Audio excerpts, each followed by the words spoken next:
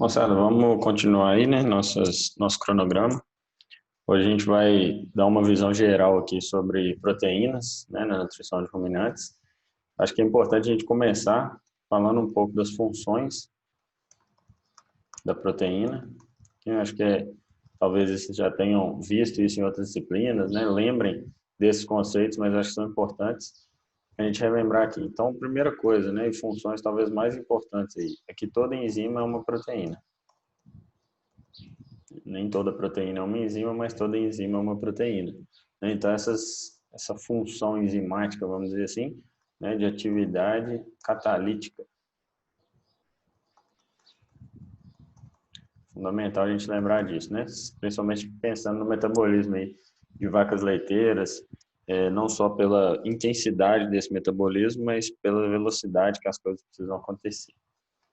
Outra função importante, né, são proteínas transportadoras, então, função de transporte,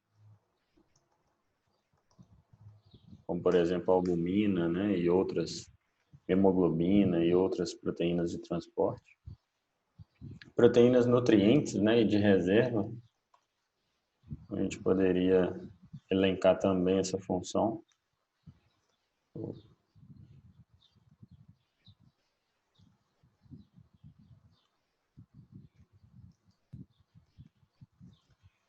Outra função importante, aí dessas de nutrientes, a gente poderia dar um exemplo aí de a clara do ovo, a própria caseína do leite, né, a ferritina como uma fonte de ferro.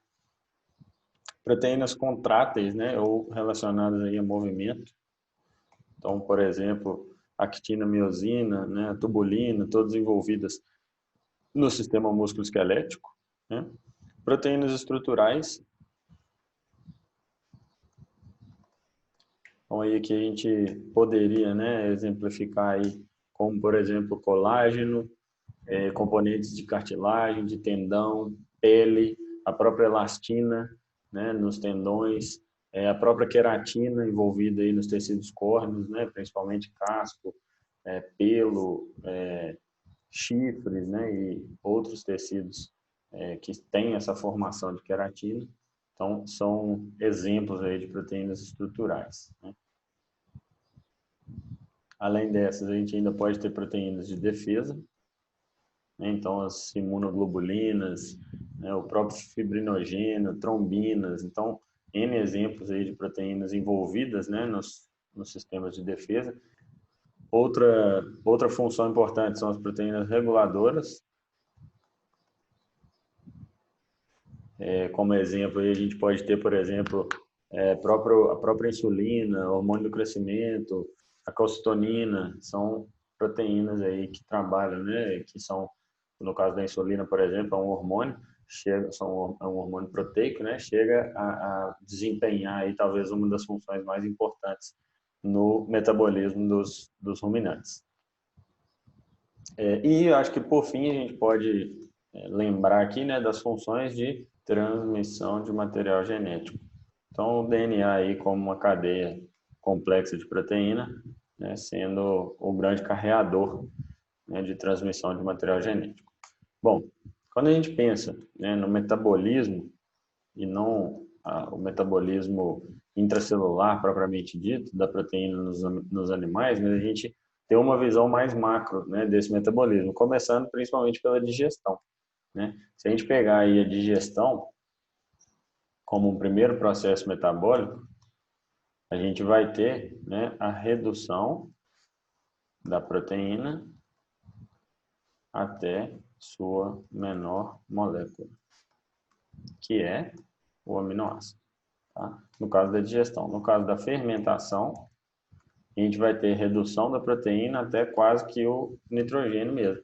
Porque é a forma, né, proteica, é a forma nitrogenada que as bactérias ruminais vão utilizar para poder produzir, para poder crescer, né, e produzir o que a gente chama de proteína microbiana.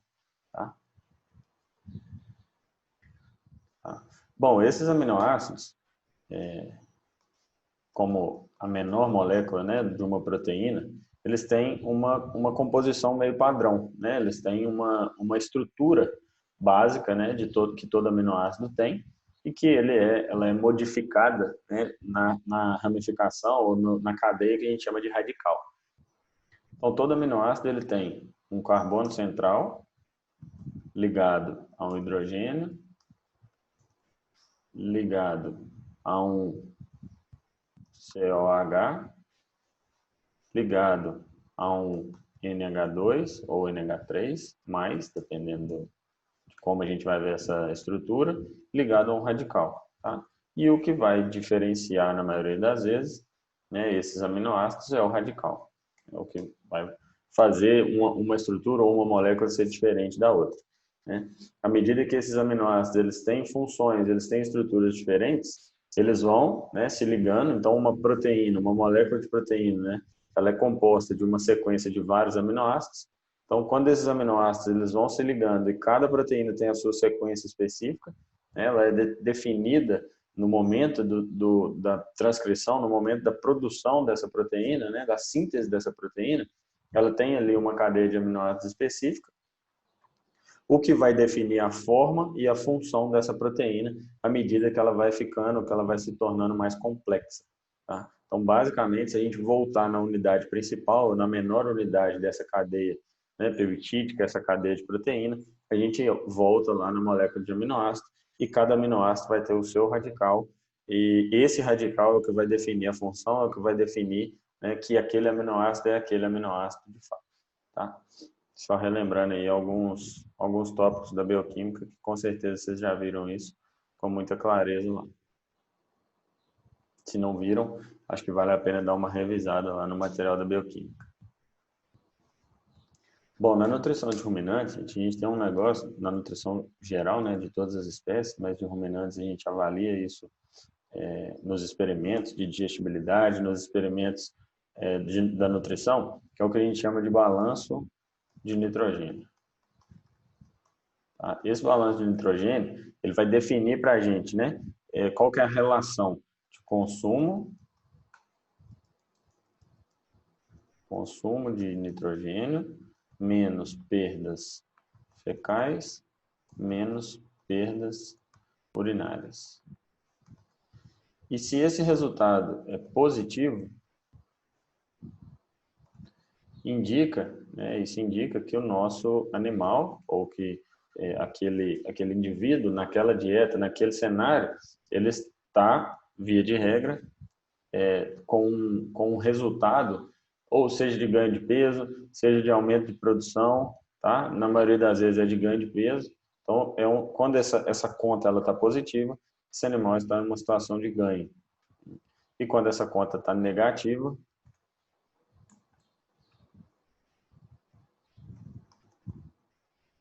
esse animal está em uma situação de perda de peso. Tá? E é importante a gente entender que o metabolismo do nitrogênio no ruminante, ele tem as suas características bem peculiares, né, em relação a outras espécies, devido à capacidade do ruminante reciclar esse nitrogênio. Né? O excesso de nitrogênio que está ali circulante vai voltar lá para dentro do rumen para poder servir como substrato para as bactérias poderem produzir proteína microbiana, conseguirem continuar crescendo e fornecer o aminoácido, né? Essa proteína microbiana é o aminoácido que vai chegar lá no intestino delgado, que vai chegar lá para digestão e absorção de fato do ruminante. Então, o fato de ter essa reciclagem, de ter esse ciclo, ajuda muito, né, nessa questão, principalmente quando a gente está passando por períodos, às vezes, de escassez, de forragem, de qualidade. Então, na maioria das vezes, o que vai faltar, né, o que não vai ter nas gramíneas na época de seca do ano, vai ser proteína. E o ruminante, com essa capacidade de reciclar nitrogênio, ele se torna bem mais eficiente em consumir essas forragens aí de baixa qualidade. Obviamente que se a gente suplementa, a gente tem mais desempenho, né? Mas se a gente não suplementa, muitas das vezes essa reciclagem de nitrogênio é o que vai manter esse animal vivo, né? E aí depois ele volta a ter um ganho, às vezes até um ganho compensatório, quando acontece um cenário como esse, tá?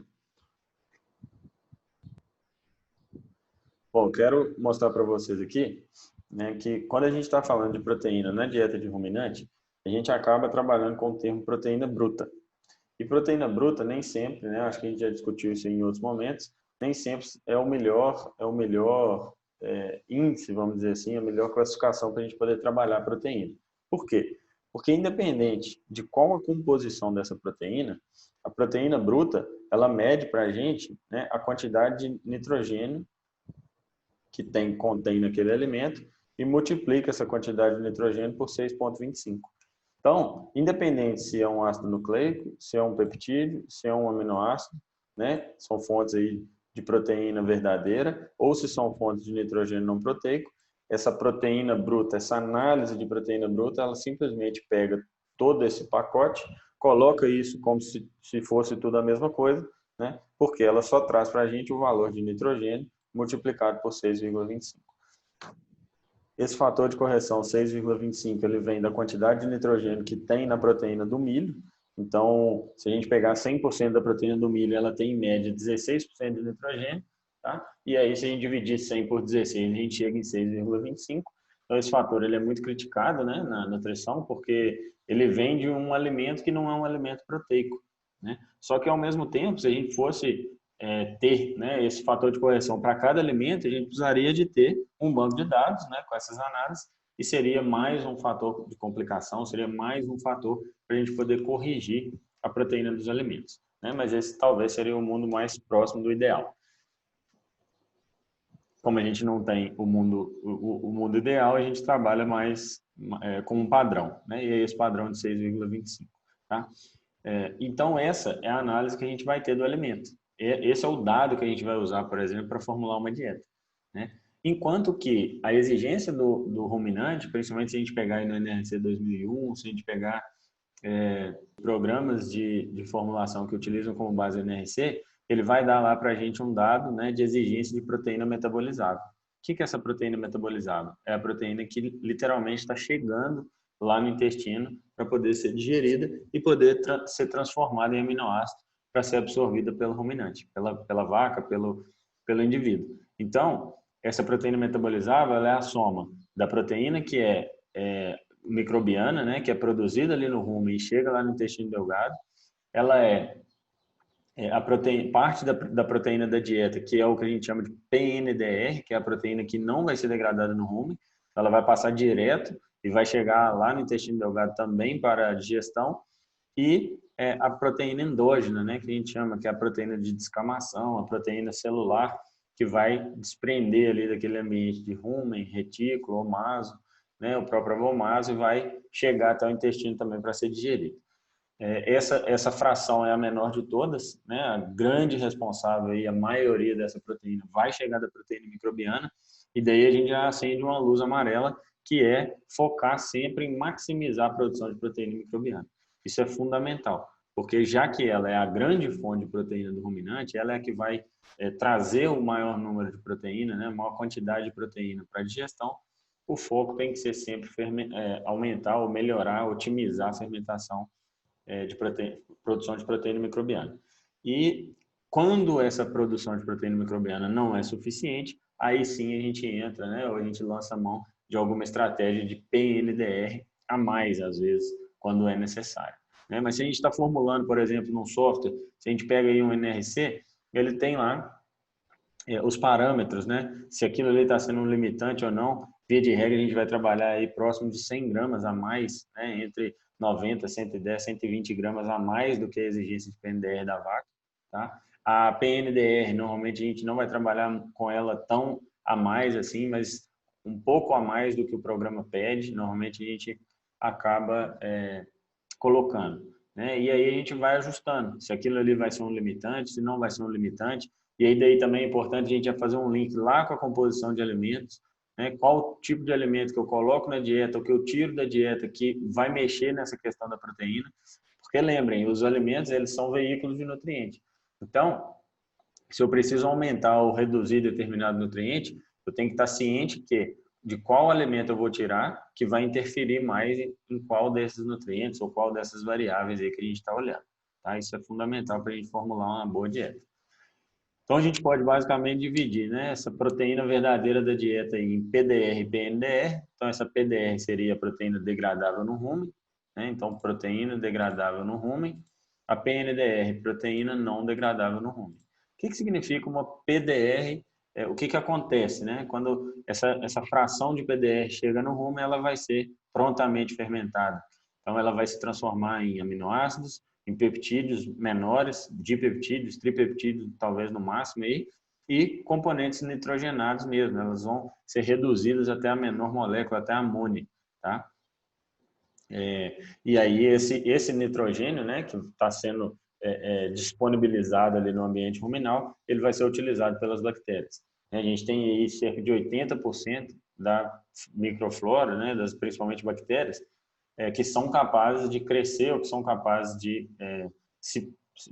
proliferar, né, de produzir essa proteína microbiana só a partir de nitrogênio.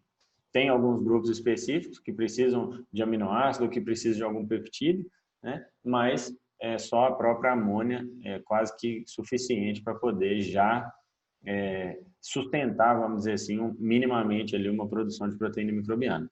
Obviamente, quando a gente está pensando em melhorar a saúde de rumen, quando a gente está pensando em mais desempenho, a gente acaba tendo que lançar a mão de alimentos, né, que vão ter PDR, mas que essa PDR vai ser transformada aí sempre, uma parte dela pelo menos, em aminoácido dentro do rumen, tá?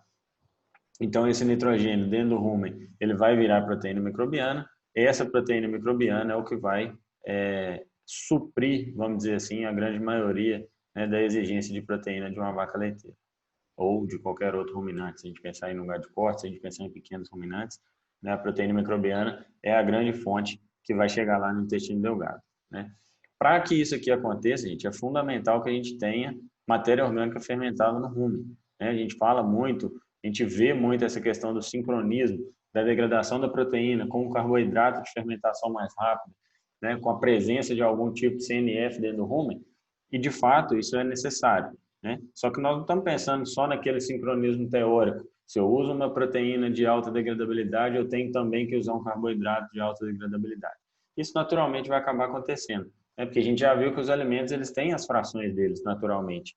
E o que a gente quer, na verdade, é manter mais matéria orgânica sendo fermentada dentro do rumen, né? Esse sincronismo ele vai acabar acontecendo quase que naturalmente, porque os alimentos eles têm por si só essas frações. A não ser que a gente use, né, poucos alimentos e que tenham comportamentos muito particulares. Por exemplo, às vezes eu posso estar usando uma única fonte proteica na dieta, que é a ureia, né? E a ureia, 100% dela, a gente chama de nitrogênio não proteico, porque ela não é uma proteína verdadeira, ela não tem aminoácido. Então, essa ureia vai chegar no rumen e toda ela vai ser transformada em amônia. Então, nesse caso, a gente vai precisar, sim, né, de uma fonte de carboidrato também muito rapidamente fermentável, porque senão grande parte desse nitrogênio que a gente está colocando ali dentro do rumen, ele pode acabar sendo perdido, né, porque as bactérias não conseguem utilizar essa quantidade de amônia, essa quantidade de nitrogênio, à medida que ela vai sendo disponibilizada lá no rumen. Então, ela vai acabar se perdendo, né? Então, quando a gente tem essas particularidades, poucos alimentos, ou às vezes um alimento só, uma fonte só, a gente acaba precisando fazer alguns ajustes aí nessa questão do sincronismo, né? Mas, via de regra, quando a gente usa mais alimentos, esse próprio fracionamento da característica do alimento já vai ser suficiente para poder sincronizar essa questão das fermentações aí, né?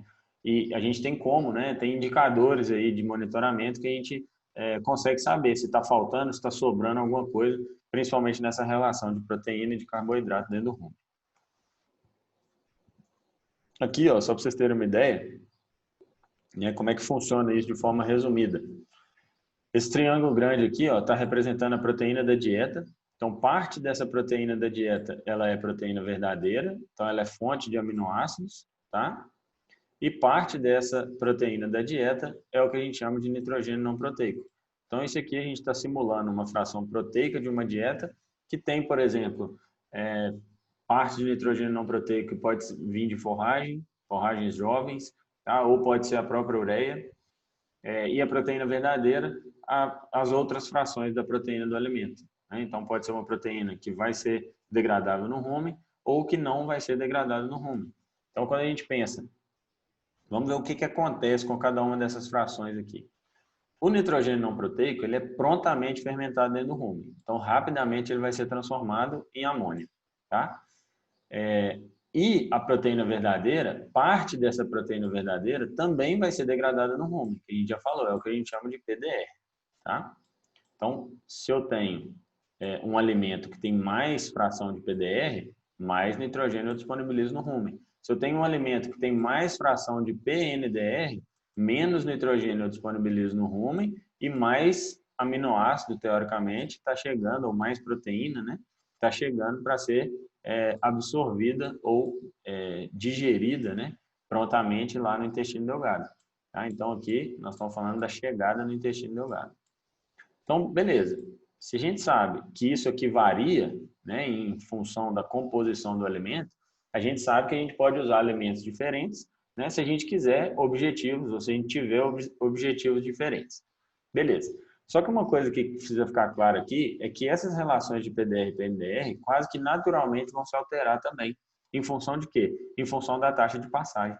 Se eu tenho um indivíduo que come pouco ou que está em mantença, e que come pouco ou que come menos do que podemos pegar esse mesmo indivíduo, né, em outro estado fisiológico, talvez essa vaca aumentaria 1, 2 a 3 vezes o consumo dela de mantença, tá? Só que para aumentar esse consumo nessa intensidade, a taxa de passagem também tem que aumentar, né? São eventos que são quase que diretamente proporcionais aí. Então, quando a gente aumenta a taxa de passagem, num cenário desse aqui, ó, eu poderia facilmente ter a inversão desses dois valores. Num cenário 1, eu tenho 40% da proteína de um alimento. Vamos pensar aqui no farelo de soja, tá? Só para a gente materializar esse exemplo. Não quer dizer que seja, pode ser qualquer outro alimento proteico, tá? Mas eu tenho lá um farelo de soja, que tem proteína verdadeira dividida em PDR e PNDR, tá? 60% desse farelo de soja, nesse cenário aqui, é PDR e 40% é PNDR.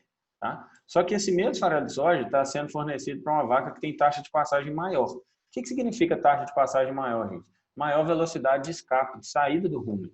Então, como esse alimento não fica tempo suficiente para ser digerido aqui no rumen, o que vai acontecer?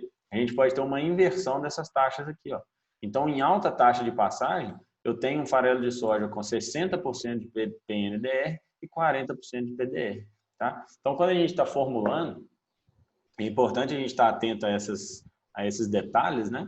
Porque os indicadores, os monitoramentos que a gente vai falar depois, eles acabam mostrando para a gente se está faltando PDR na dieta, se não está, né? Se está sobrando, às vezes, ou se está faltando, a PDR está bem, está ok, a quantidade de PDR que está chegando no rumo, mas está faltando carboidrato, por exemplo, para as bactérias poderem usar esse nitrogênio, tá? Então, isso aqui é fundamental da gente ter em mente. Então, beleza, vamos voltar aqui para dentro do rumen. A gente sabe que parte da proteína verdadeira, né, PDR, vai ser transformada em amônia, assim como todo o nitrogênio não proteico. Então, parte dessa amônia vai ser utilizada juntamente com as cadeias de carbono. Então, esse NDT aqui está traduzindo, né, os ácidos graxos, as cadeias de carbono que vão estar livres aqui dentro do rumen. Né? Então, as bactérias elas fermentaram o carboidrato, liberaram essas cadeias de carbono aí para poder serem utilizadas. Tá? E essas cadeias de carbono, juntamente com o nitrogênio, com a amônia, com os aminoácidos que vão estar disponíveis aqui, eles vão ser utilizados para produzir a proteína microbiana. Tá? O que não é utilizado nesse processo de produção de proteína microbiana, né, que a gente chama de excesso, ele vai ser carreado, então ele é absorvido na parede do rumen, tá? E ele é carreado pela corrente sanguínea para o fígado. Então, é muito importante que a gente entenda isso aqui, porque quando a gente pensa no processo, né, vamos pensar aí nos excessos de ureia em dieta, na intoxicação por amônia, por exemplo, em ruminantes. O que acontece? Esse excesso de amônia que está sendo produzido lá dentro do rumen, ou que está sendo disponibilizado, né, ele acaba sendo carreado lá para o fígado. Essa amônia, como ela tem uma permeabilidade de membrana muito alta, né, ela precisa de ser carreada por uma proteína. Lembra lá atrás que a gente comentou sobre a proteína de transporte? Né? E a mais abundante no sangue, né? no sistema circulatório, é a albumina. Então, essa amônia vai ser carreada para o fígado pela albumina e lá no fígado ela vai ser retransformada em ureia. Porque a ureia, embora a amônia tenha essa permeabilidade de membrana e ela acaba sendo tóxica, né? Principalmente no sistema nervoso, os quadros de intoxicação por ureia aí que a gente vê, andar cambaleante, né, sintomas de compressão, o animal fica comprimindo a cabeça em alguma superfície, seja numa régua de curral, num coxo, Então, todo esse processo, né, de excesso de amônia circulante vai causar isso. Lá no fígado, ela vai ser retransformada em ureia, parte dessa ureia vai ser eliminada na urina e parte dessa ureia vai voltar, né, a circular tanto pela saliva quanto pela própria corrente sanguínea. E aí ela volta para dentro do rumen. Então, aqui é o que a gente chama de ciclo da ureia, né, e é esse o grande processo de reciclagem de nitrogênio que acontece no ruminante, que é fundamental tanto para a sobrevivência quanto para a maior eficiência no processo de fermentação, de degradação de forragens, principalmente de qualidade mais baixa. Tá? Essa proteína microbiana que foi produzida, ela vai passar, né, no trânsito do trato gastrointestinal, vai chegar ao intestino delgado, lá ela vai ser digerida de forma enzimática, né, e aí a digestão semelhante à dos monogástricos, e essa digestão que vai quebrar essa proteína, transformando ela em aminoácido, e aí sim esse aminoácido vai ser absorvido e vai seguir os caminhos metabólicos, né, naturais aí do metabolismo da proteína. E em alguns casos até no metabolismo energético, né? Uma coisa importante, que parte dessa proteína, que é PNDR, ela também não é digerida no intestino delgado, ela vai ser perdida nas fezes. Tá? Isso aqui, via de regra, ainda não é uma preocupação no Brasil, mas já é uma preocupação na Europa e nos Estados Unidos, né, que é a quantidade de nitrogênio que é excretado no ambiente, então não só via fezes, mas também via urina. A tendência, né, é que a gente tente reduzir os teores aí de proteína em dietas de ruminantes, visto a quantidade de nitrogênio que esses indivíduos soltam, né, que eles liberam, excretam aí no meio ambiente. Tá? Isso é uma preocupação mundial. Acredito que muito em breve a gente já deve ter alguma preocupação com isso também, né? Embora, como nutricionista, a gente sempre quer aumentar a eficiência desse uso do nitrogênio, porque normalmente os alimentos proteicos são os alimentos mais caros da dieta. Então a gente não quer de jeito nenhum colocar um excesso de alimento proteico na dieta, porque é uma dieta que fica mais cara sem necessidade, né? Basicamente, se a gente pegar aí, né, o teor de proteína bruta, por exemplo, comparar uma ureia com farelo de soja, por que o teor de proteína bruta da ureia é mais do que 100%, 280%? Porque a ureia tem 46%, 48% de nitrogênio, né? E proteína bruta, lembram lá atrás, significa N vezes 6,5. Ou seja, se tem 46% de nitrogênio, vai ter, se eu multiplicar, né, 46 por 6,25, vai ter próximo aí de 280%. Tá? O farelo de soja tem próximo aí de 48 pontos, né, dependendo do farelo de soja, mas de 45 até 48, 49% de proteína bruta. Isso aqui são os dados da tabela de Viçosa, né, do banco de dados de Viçosa. Nitrogênio não proteico, então aquela fração do nitrogênio que não tem aminoácido, né? 100% da ureia é nitrogênio não proteico, lembra do que a gente comentou lá atrás. Então nada dessa ureia é aminoácido, tudo vai ser transformado, ela é 100% PDR, tudo vai ser transformado em amônia e nitrogênio lá dentro do rumo, tá? Já o farelo de soja não, apenas 20% dele é nitrogênio não proteico, né? A fração de PDR é em torno de 65%, fração de PNDR em torno de 40%. De novo, essas relações aqui podem mudar em função da taxa de passagem, tá? Inclusive, se a gente pegar aí as grandes mudanças, né, do NRC de 89 para o NRC de 2001, foi essa questão de trabalhar a fracionamento da proteína, fração A, B e C, em função da taxa de passagem. Criou-se um modelo para poder predizer, vamos dizer assim, o que seria PDR e o que seria PNDR.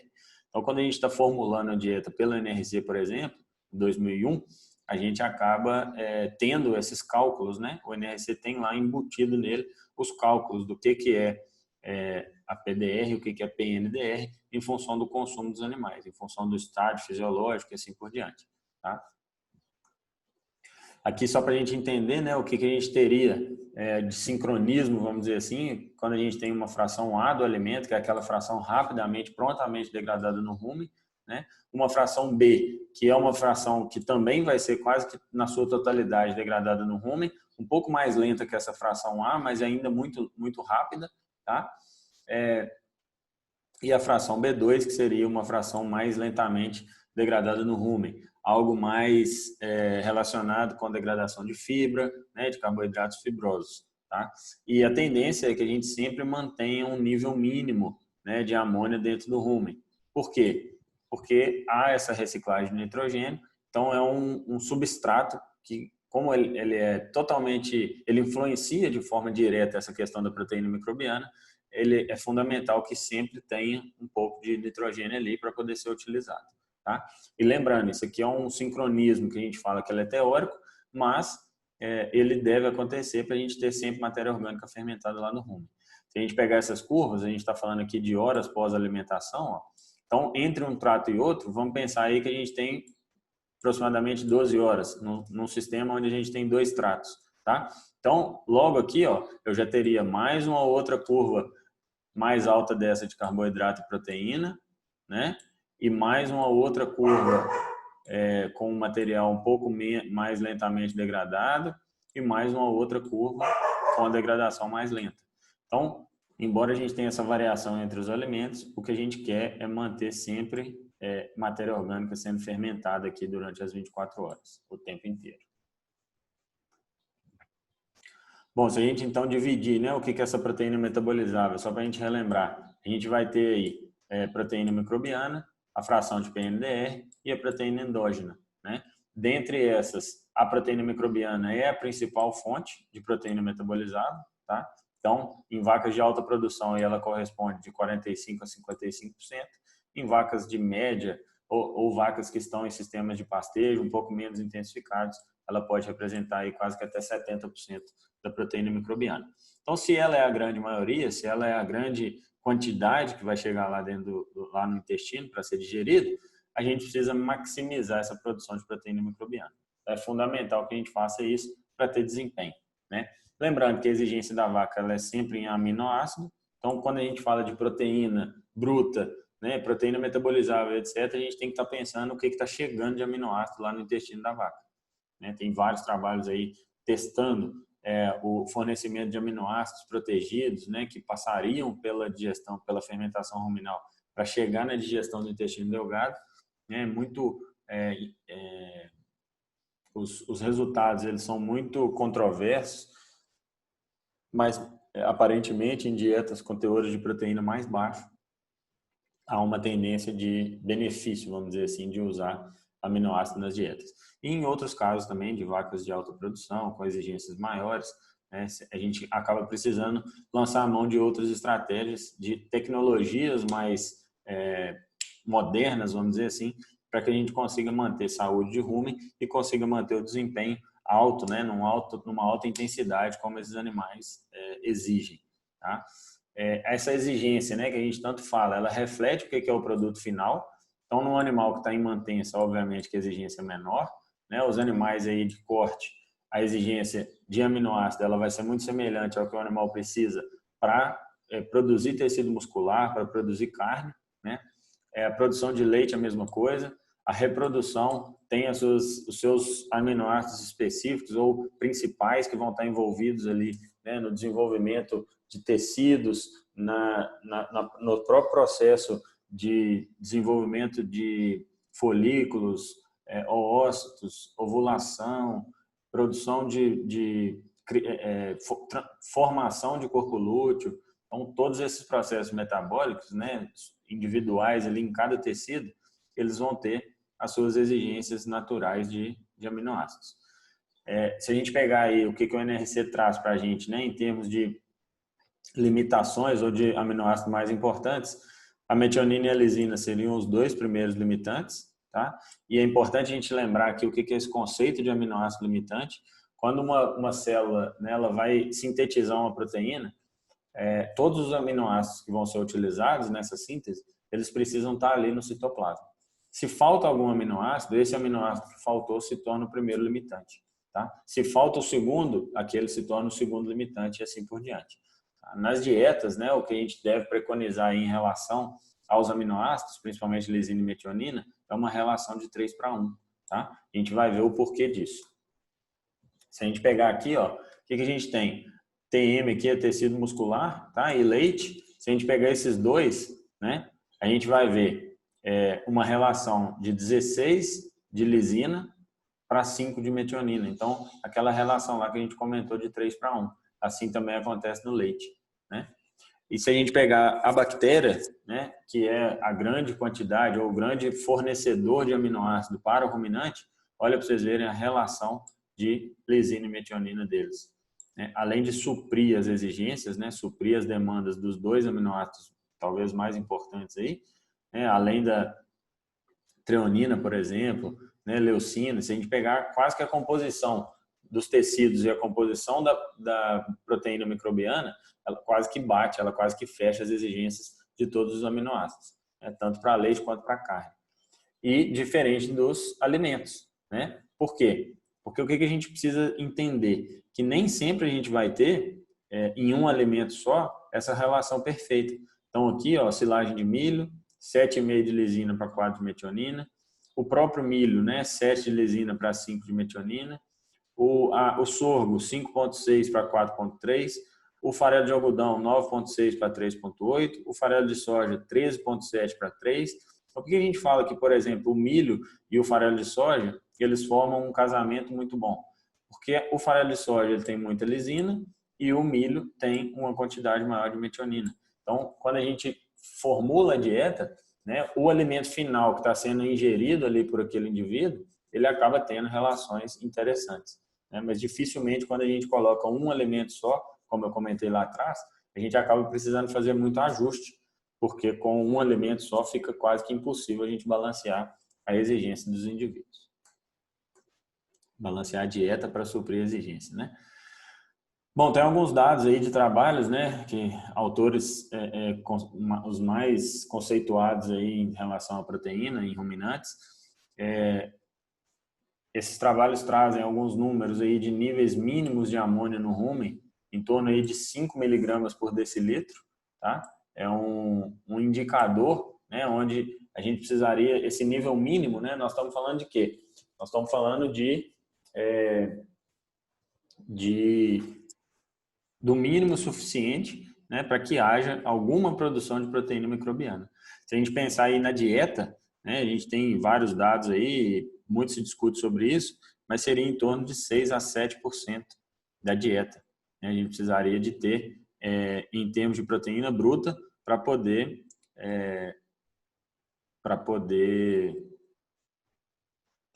ter, né, algum tipo de crescimento ou algum tipo de manutenção na proteína microbiana, tá?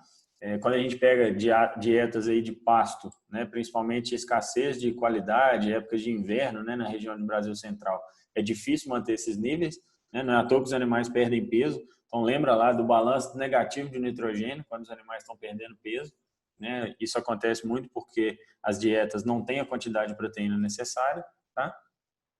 E dietas de cana também, né? Cana pura, se ela não for corrigida com ureia ou se ela não for corrigida para proteína, nós estamos falando de um volumoso aí com 2, 3% de proteína bruta na matéria seca, e aí isso acaba inviabilizando essa produção de proteína microbiana, tá?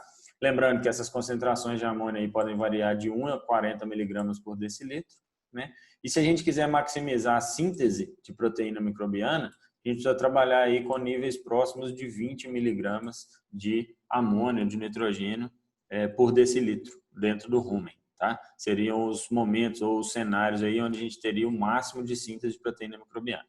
Mais do que isso, começa a sobrar demais, começa a ter muita perda, né? E menos do que isso, começa a limitar essa produção de proteína microbiana. E sobrar, né? E ter proteína demais na dieta, ter nitrogênio demais no rumen, o que acontece? O fígado, né, o metabolismo, ele gasta energia para poder retransformar esse nitrogênio em ureia. Então, quando a gente aumenta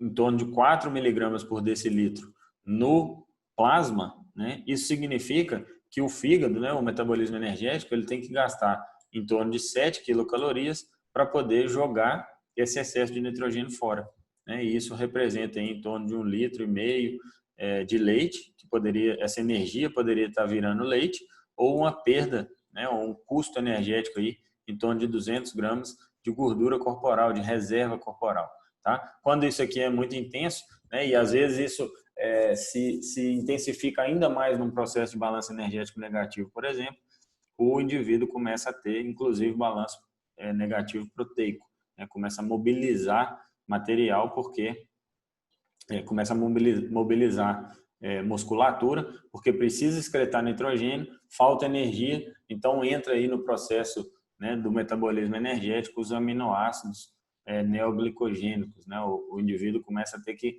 se virar para poder achar uma fonte de energia que vai transformar, né, que vai se transformar em ATP para poder jogar esse excesso de nitrogênio fora.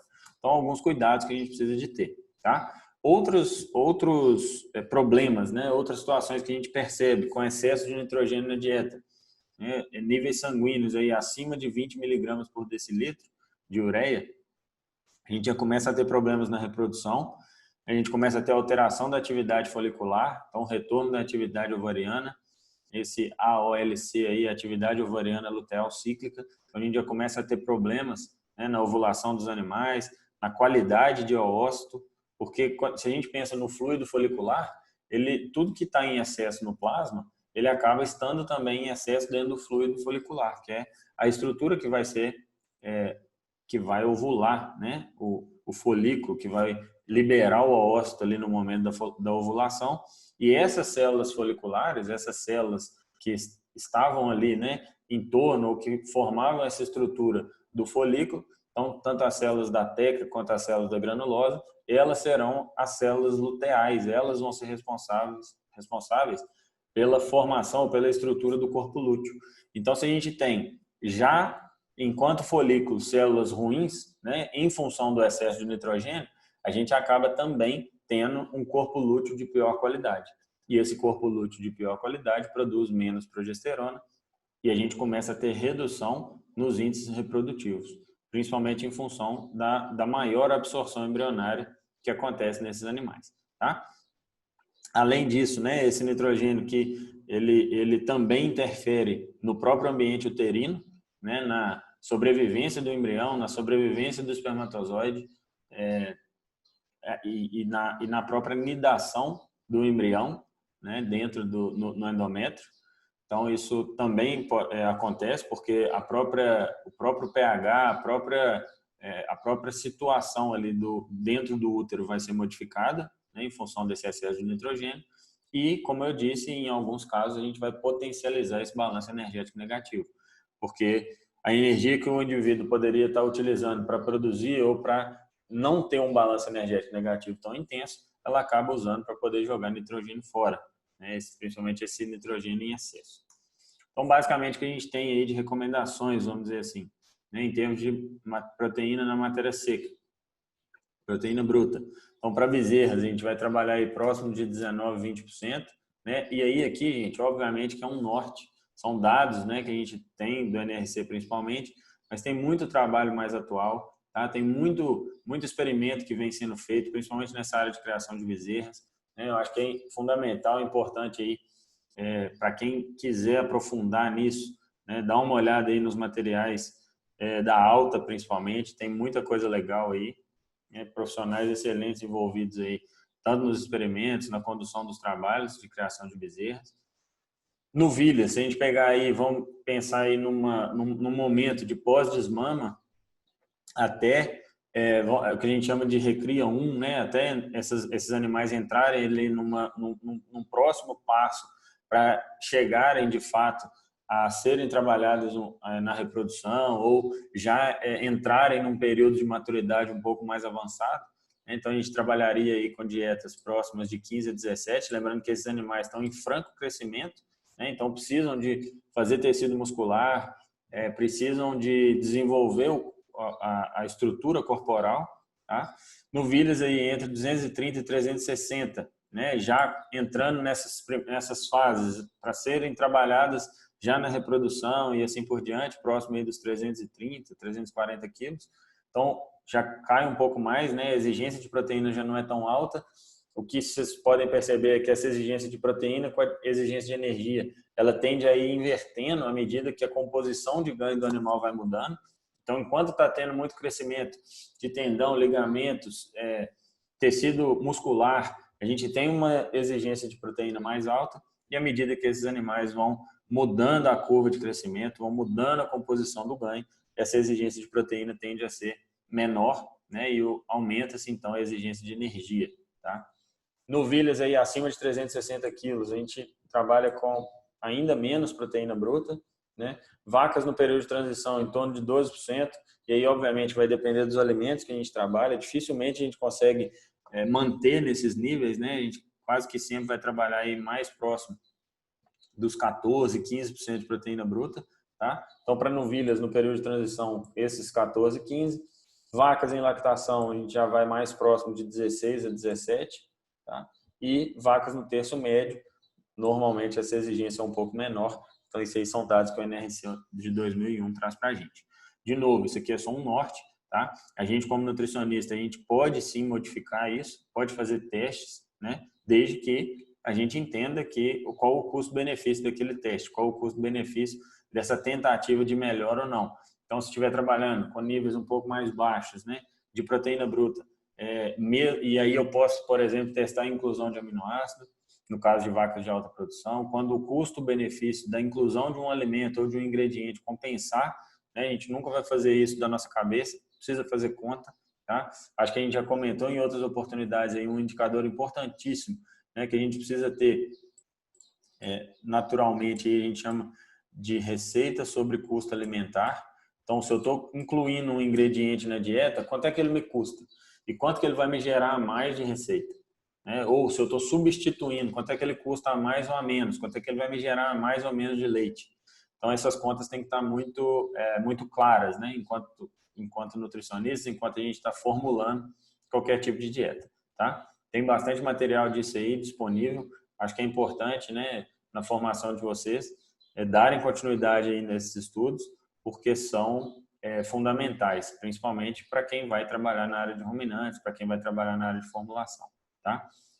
Um dos maiores autores aí que a gente pode fechar o olho, né, e ler os trabalhos e estudar mesmo o material, é um cara que formou muitos bons nutricionistas, tá? Um professor americano, chama Broderick. Então, quem tiver, né, a intenção de aprofundar nisso daí, a gente até deixou alguns trabalhos disponíveis lá na plataforma.